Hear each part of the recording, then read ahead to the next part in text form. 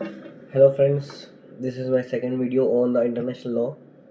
अब इसमें समझाने जा रहा हूँ मैं subjects of international law, theories as to basis of international law. International law में कैसी थ्योरीज को एक्सप्लेन किया गया है, किन बेसिस पे ये थ्योरीज बनी है और इंटरनेशनल लॉ को कैसे ये सपोर्ट करती हैं। फर्स्ट अपन समझते हैं international subjects of international law. Subjects of international laws are those entities which possesses international rights and duties have the capacity of enforce them। सीधी सी बात है, इंटरनेशनल लॉ के सब्जेक्ट्स में क्या क्या आता है, उनके राइट्स एंड ड्यूटीज़ आती हैं, वो किस चीज़ को पजेस करती हैं और कैसे ये अदर स्टेट्स को पॉजिटिवली और सोशोलॉजिकल तरीके से एक दूसरे को एक्सेप्ट करने के और पॉजिटिव एम के तरह काम करने पे बुनियाद देती है। ठीक है।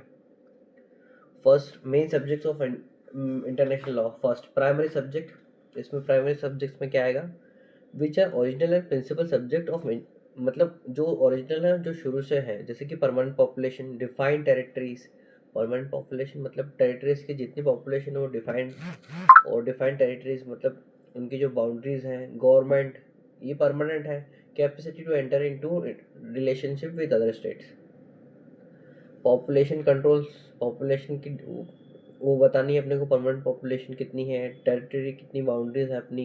गवर्नमेंट हमेशा है, government to government, one state government to other state government से ही रिलेशनशिप डिफाइन रहेगा। इसमें no individual person is it is defined in it. और कैपेसिटी टू एंटर, कैपेसिटी बताता है कि एक स्टेट से दूसरे स्टेट से अपन इंटरनेशनल लॉ के किस बेसिस से रिलेशनशिप रखेंगे। ये प्राइमरी और ओरिजिनल रहते हैं और परमानेंट रहते हैं देखा जाए तो। Rights and duties of states. इसमें राइट्स क्या है, राइट्स टू सॉवरेनिटी मतलब अपनी डिग्निटी बनाए रखना, अपनी वैल्यू को बिना गिराए इंटरनेशनल लॉ में अपने रिलेशनशिप को कायम रखना। Duty to respect international obligation, other international जो लॉ है उसमें ऑब्लिगेशन में अपनी ड्यूटी को निभाए रखना, ये अपनी ड्यूटी है। Right to equality and self defence. Right to equality तो देखो अब मानो हर जगह आएगा, कहाँ पे, इंडिया हो, पाकिस्तान हो, दुबई हो, या फिर इंटरनेशनल लॉ दो स्टेट्स के बीच में भी हो। Right to equality and self defence is compulsory. ठीक है। अब सेकेंड इंटरनेशनल ऑर्गेनाइजेशन, इसका पॉइंट है अपना सब्जेक्ट्स ऑफ इंटरनेशनल लॉ में। ठीक है। अब इंटरनेशनल